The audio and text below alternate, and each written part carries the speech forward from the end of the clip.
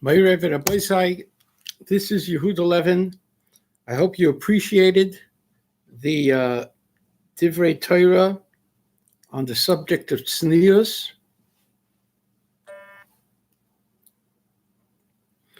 Rabbeisai, I hope you appreciated the Divrei Torah on the inyanim of Tznius. That's not only a responsibility for women, but for men, and especially now as we approach the 3 weeks. Ma'ariv Rabbeisai, back 5 months ago, some chaverim started a chesed fund appeal for my radio program, which is costing me in the area of $1,000 a month, in which I have to defray all the expenses. We raised enough to cover basically around 7 weeks of programming. Other than that, each and every week, I have to spend the money that I don't have myself. And therefore, we're asking those who contributed, the handful of people who did, and many out there, many of you who are listening here, there are literally several thousand people who hear this program. We're asking you, echad hamarbe ve'echad hamamit, if you can give $50, $100, $18, $10, if you give a weekly donation of $5 to $10 a month, pruta mitzvah, if it would add up. And the way you do this is you go to on the internet. I'm sure you're familiar with the Chesed Fund, and this is called Kiddush Hashem Morality Fund. Under the Chesed Fund on the internet, this is campaign number 8055. Campaign number 8055, Kiddush Hashem Morality Fund.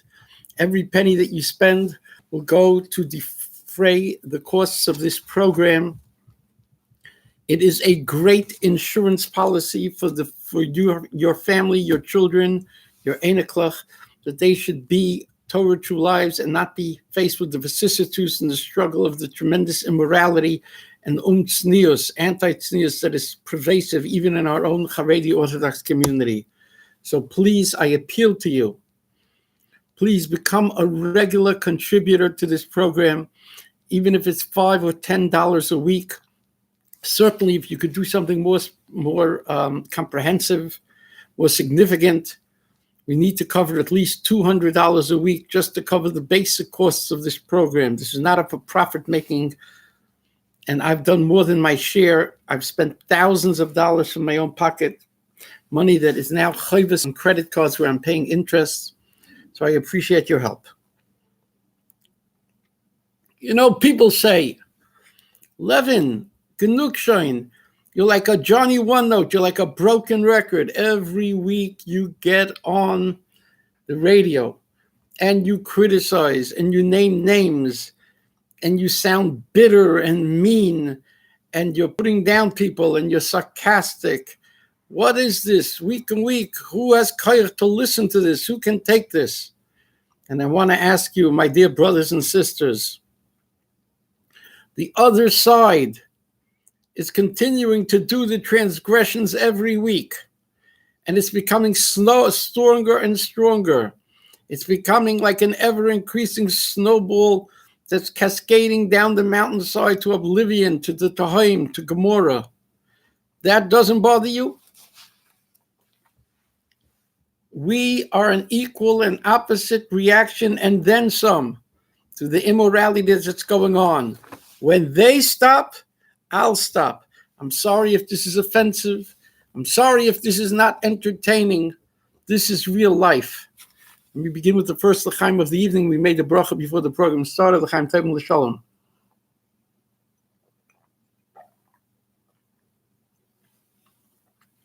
So let's see what we have in the news today. You know that recently, 2 weeks ago, from this evening, when this is airing, we had a protest outside of the public library. I explained to you that it was a Kiddush Hashem and that we sent a message to the Gentiles in the surrounding area, but more importantly, to our own Haredi community and rabbinic leadership and the Askonim, the city, the town committee, Rabbi Aaron Kotler, the Rosh Yeshivas, and all of those who have been AWOL, away without leave, MIA, missing in action in the Hezbollah, the true army of God, Tzivos Hashem, Klal Yisrael. We send them a message that a new dawn, a new era is dawning, where we will continue to speak out. We're not trying to win popularity contests, but we shall continue.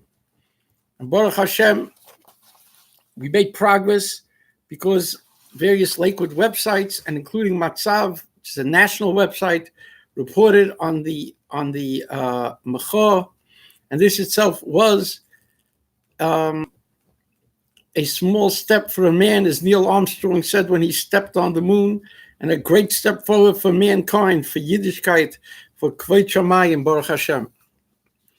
Now, strangely enough, Rabbi Sai, in the aftermath of this, suddenly on billboards throughout Lakewood, the billboards, are owned by a frum fellow. There were suddenly these interesting signs, I'm told, that speak about the fact that we, whoever the we is, we're against hate. Now the question becomes as follows. Is there any connection between Yehuda Levin and various people, a relatively small olam, but our voices were heard, the cleaner of the olam, the grass of the simcha?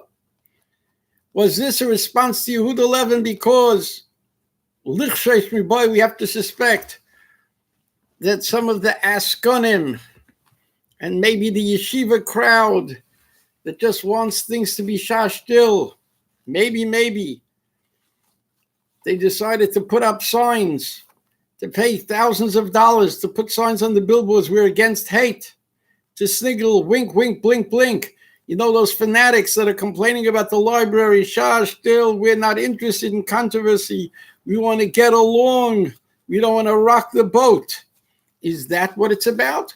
Or is this merely coincidental that these signs went up after our protest, and actually this is dealing with the hate from outside, Mechutz L'Machne, from Rise Up Ocean County and others who are critical of the ever-burgeoning religio community of Lakewood? And they've expressed in videos and in their postings hateful and anti-Semitic type things, and therefore they are responding to this in the signs that we're against hate. I have a feeling, my friends, it's the former and not the latter. In other words, to make a tumult about the Lakewood Library, with all the shocking things that they're doing for the kids to brainwash them, of the Schweikman, that were quiet. But if Yehuda Levin and some other people, a small handful, like the Rashi says in Zois HaBracha, Matisyahu and 5 sons started the great revolution of Hanukkah. So for that we have to put up signs that we're against hate. And if this is chas v'sholem, if this suspicion proves to be correct, isn't this an additional spiritual kitrug?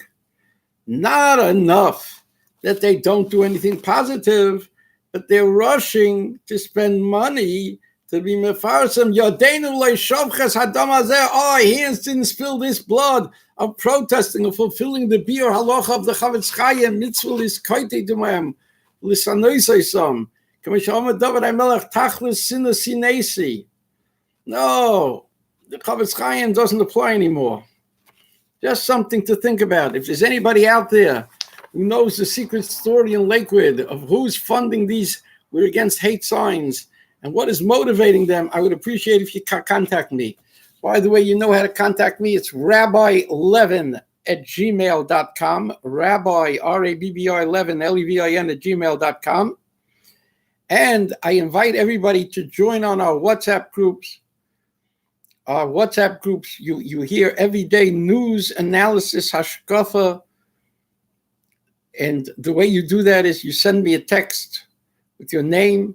You send it to 718-469-6999. You send me a WhatsApp message, a PM, a personal message, and we'll see to it that you put on a few of the chats. Again, 469-6999. If you have any information that you think I should know to be mefarsim, anything in the topics that we cover, please feel free to WhatsApp me, and we will consider what we can do about this. Now let's get into the, briefly, what's going on around the world. Chochma Bagoyim Taimen. We have to, again, we're using the baseline of the late, great Shion Mitzion Balacha that he gave me in the handwritten one-page Halacha L'Maisa, that the baseline for describing the chiyuvim, the obligations of the Jewish people in terms of what we have to protest and what we have to rally to Kedusha is what the Tovim Sheba'umos, the good people, the righteous Gentiles are doing. So let me go through a few quick, short headlines with you. Listen to these headlines. Tein l'chochem v'yech kamoid. Give a little bit to a wise person, a little more. We want to inspire you, to show you that they have not given up on what they're doing.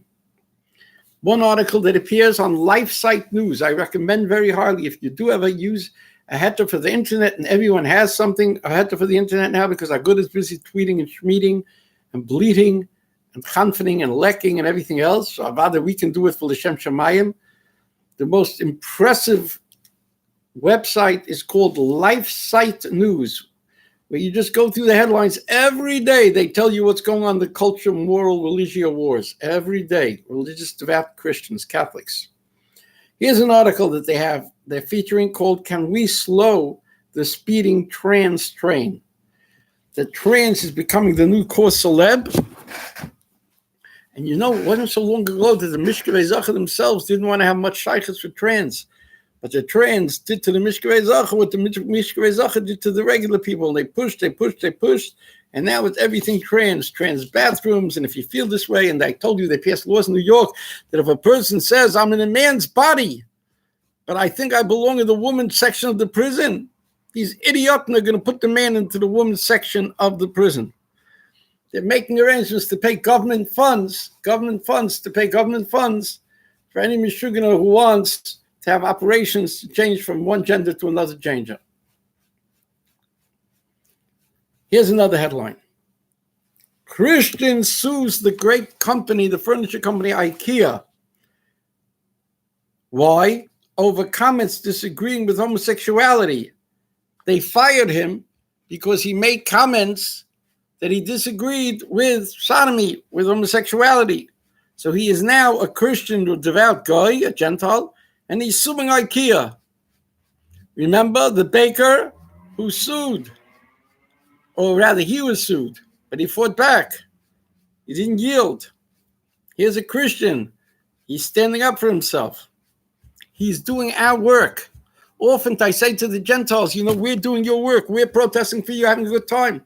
But here it's the Christians, the bakers, the IKEA workers, and others. They're doing the work, and we're turning the other cheek.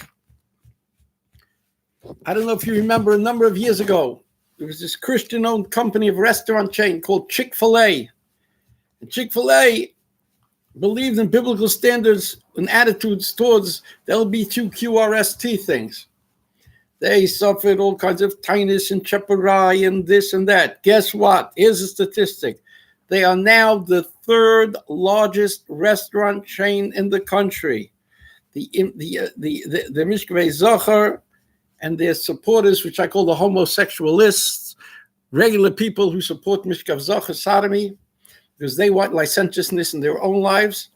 They were unsuccessful in cowing Chick-fil-A, and it's now the third largest restaurant chain in America. L'chaim Tov L'Sholom.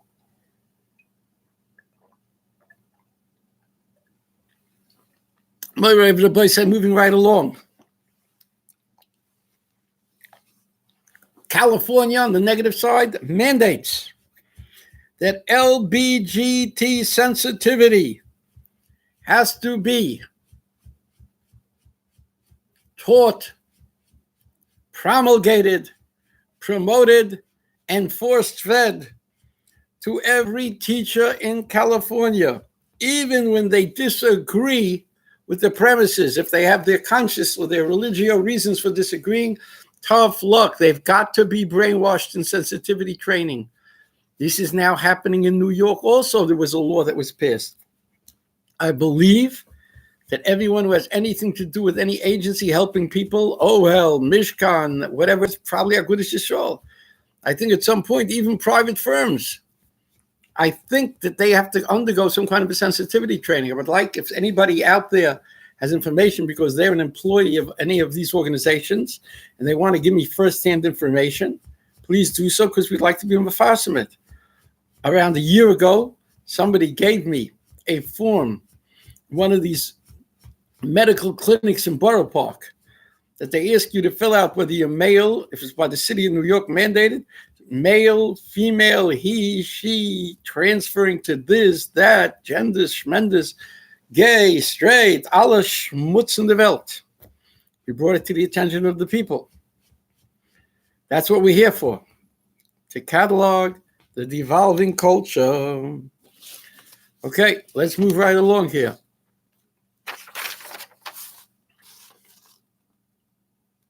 This is an unbelievable article. I wish that people would go to LifeSite News and see it while it's still up there. If not, you're going to have to go back into the archives. It's an unbelievable article called Christians Must Be Careful to Avoid Evil in Movies and TVs. I hate to say it, but the truth be told, you read that article, it mamish like a Musa Sefer.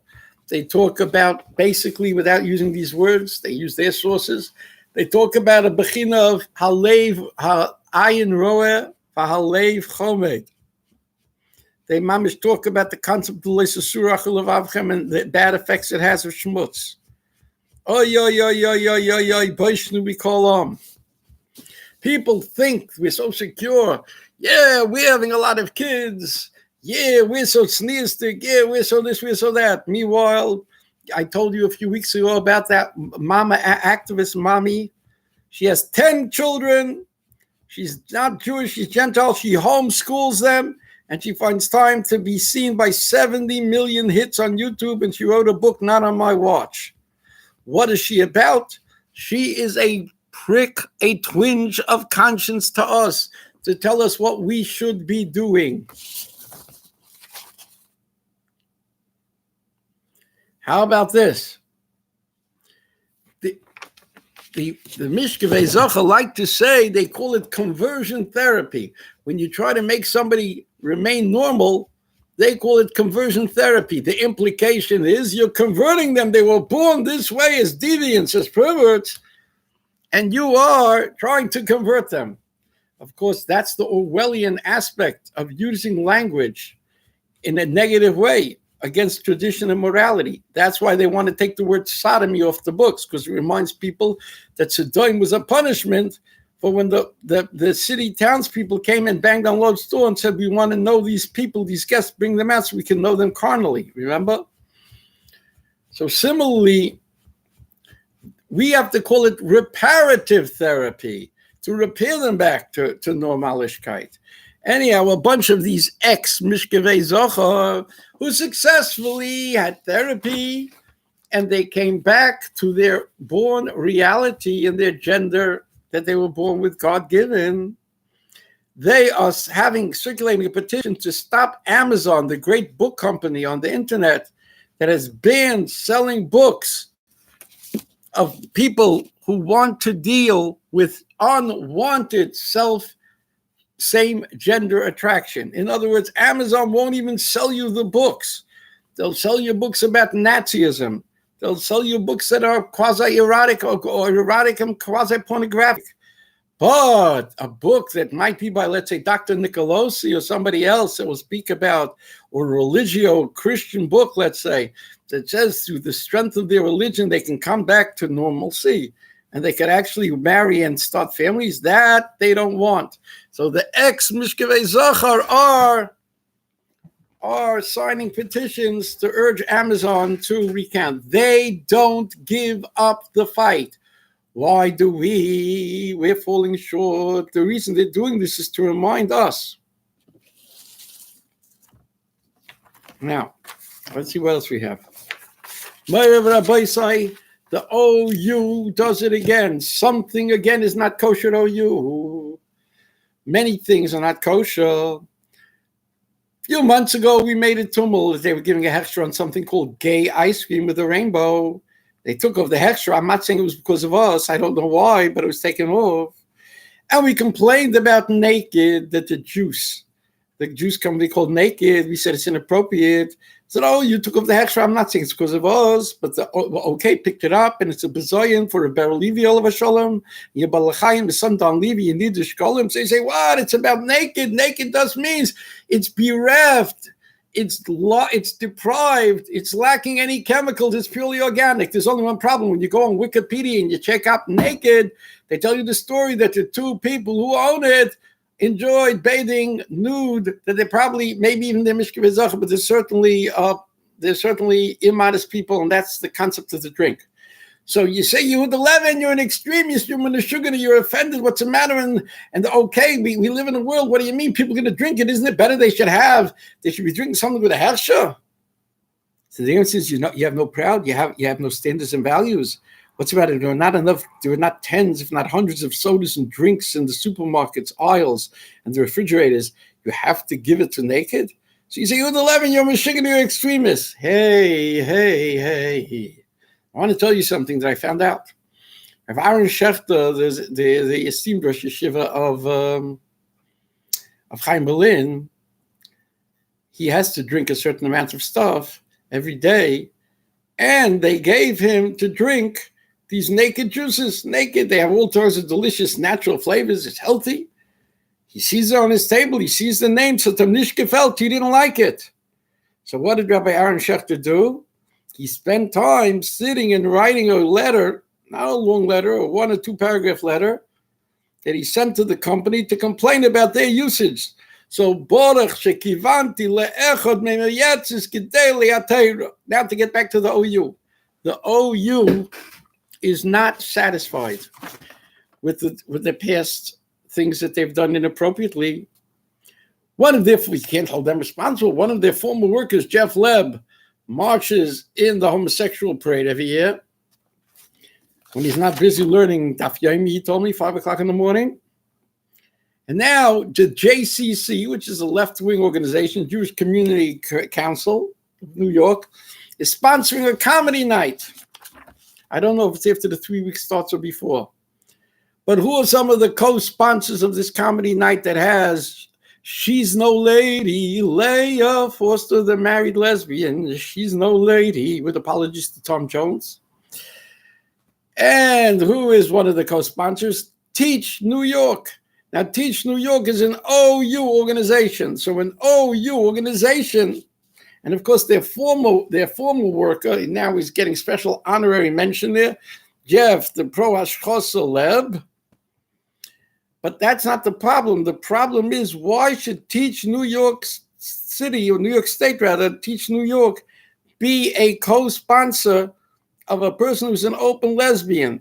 In other words, we called upon the OU and others to make halachic boundaries that should prevent the people like Leah Forresters, people who declare their antipathy, their negativity towards a Yiddishkeit by their very state of being of what they're doing. Not that she's cursing out Jews or anything, but it becomes a litzonis, it becomes a krius, it becomes a kaltkeit, it becomes a this. Imagine an adulteress is holding a comedy night, and OU is sponsoring. So we wanted OU and the OK and the national kashrus organizations to get together and issue protocols, all for one for all, like Alexander Dumas of the Three Musketeers says. Everybody sticks together, or as Benjamin Franklin said, if we don't hang together, we'll hang all separately. In unity there is strength. E pluribus unum. Yeah. No. So not only doesn't OU do that, but they're actually a co-sponsor of the comedy night. I don't know if it's in a few weeks or not. Shame on the OU. Now, I'm holding this up for the Olam to see. This is this week's Hamaydiya in their Prime magazine. A historic thing. All in one voice. They interview part 1 of 4 Torah observant elected officials. Yeah, they're observant of the Torah. They observe it going by. But do they keep it? Or do they just observe it? In these 5 pages, it's all very self-serving. They do this, they do that. Yeager has to explain that because he's in a fight with the speaker who hates him, so therefore he admits he can't pass any legislation, but he speaks about the good works that he does in the community to fix the potholes. And each one says what they do. And of course, when the author, and we don't know who the author is, they don't identify who the author is, they just say, I'm with the staff. When the author, the interviewer, asks a question to Simcha Felder, what's the story? You became a pariah, etc., which everybody knows in secular media. So do you have anything to say about it, that you were excluded? The Republicans have no power, and the Democrats were excluding you at the time of this interview. So Simcha answered a one-word answer, no. So then the other tzaddikim spent valuable income. No, everybody loves me, makes jokes with people, the Republicans, the Democrats that come to him. It's like I told you last week, the joke, when the Indians say, don't step in the huya. It's a bunch of huya. This is a waste of time. There's not one question in this first article about the fact that each one of these 4 nudnikim have voted for a minimum of 5, probably 10 and plus 10 schmutzige bills. Some of them just in this last session from January, maybe Felder and Eichenstein, maybe as many as 10, maybe even more. That's not asked by Hamadiyah. It's just an excuse to kiss up to them and let them state how wonderful they are and how great they are and everything else. I don't understand. The Gentiles have such sophisticated, insightful Washington Examiner, the Huffington Post, the NPR. They have in-depth, etc., to get into things. And here we're still holding back in the 1920s with the Yiddishist papers, the same propaganda, garbage. Disgusting. Hamadiyah. Found them. By the way, the Jewish press in the editorial about the yeshiva situation, that as I told you before, they have until September the 2nd or less to send 30 days to have comments, to make comments. And I think September the 2nd, maybe they're going to vote, the Board of Regents are going to vote on the final thing of the regulations. And the regulations in the editorials, they all agree that what they did was this time they imposed the same draconian harshness, controlling on the yeshivas that they did the first time, except now the yeshivas got away with it first on a technicality that they didn't give the 30-day warning period and all these other little technicalities. So now they're doing it the right way. So Pearl's an organization about the parents and this and that. They give a statement that basically we beat it the first time, we're going to beat it again. I don't think that's a smart thing to do. It's far from certain that they're going to be able to beat it. And they're like little puppy dogs begging for meetings. We're so sorry they didn't come and consult with us. They're giving you the back of the hand. And it's Mida Connected Mida, because in 2011, when they were upgrading 801A, the poison pill they were preparing for now, by Yom Mahim for Bisman Hazer, you're going to have to teach diversity and respect and tolerance, like what they're doing in California and what they're doing already in New Jersey. And what they're doing in Chicago, in Illinois, thanks to Galish, that monster Galish, a good lobbyist, you understand? So either connected me that that's what's happening over here. Shame on pearls. Eichenstein voted at the end of the session for an organ donation bill. You understand? To make it easier to get organ donations from people. Now, he's going to say, I didn't have enough time to read the bill, this and that. Simcha Felder was smart enough to vote against it, I think.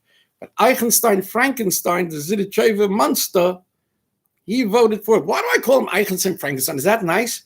Well, Frankenstein was like a golem. He had no brain. I have to say, either Eichenstein is one of two things. Either he's brainless or he is a Russia. Because he voted for a bill that's going to take away the religious exemption. It's going to neuter the religious exemption. That, in other words, until now it was in the law that if you feel and you know that the person in the hospital, this and that, an end of life situation is religious and this and that, you don't so fast go and do not resuscitate or organ donations and stuff like that. But now they've taken away. Now, is it obvious? No. I would have to read the bill, but I didn't have time to read the bill. Rabbi Levin, that's what I told you before I was elected, that I'm not going to have time to read it. So what did Yehuda Levin tell you? If you don't have time to read it and your staff doesn't, then you vote absent or you vote no. If you know that Gottfried, the ultra-liberal assemblyman, the Chil Hashem Gottfried is supporting it, then you should know. And if you know that it says there in the language, go see this schedule, this and this and that, and you don't know what it is, have somebody from your staff research it, and you would see, in effect, when they pull the plug or they make it easier to get organ donations from your Bobby Yazedi, give a big Yasher Koyach to Eichenstein Frankenstein. Okay? Yes, Rabbi Say.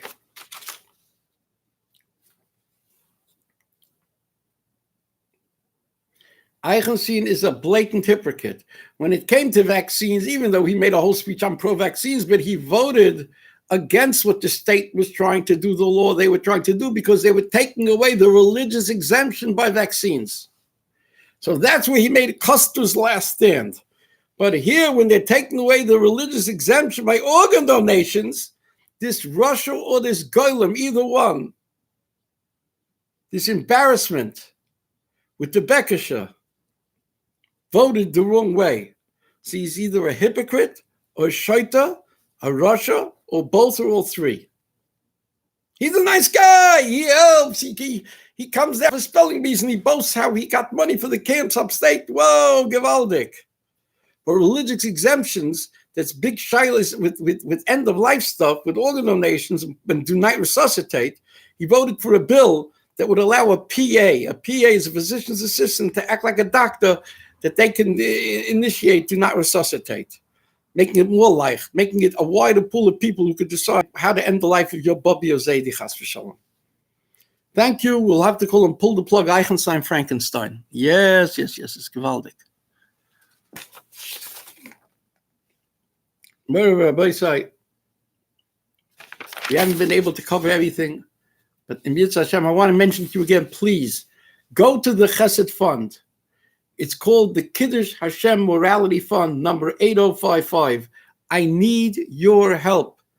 $10, $5, $18, $36, $100 in the Divrei Torah will be for L'Zeicha Nishmas, or L'Ili Nishmas, or Rechizik for you or your family. Chaparain, Rabbi Say, Chaparain. This is Yehud 11. Until we meet again next week, we're going to talk about Jewish queer youth and the terrible, terrible things that they're doing. They're planning to open up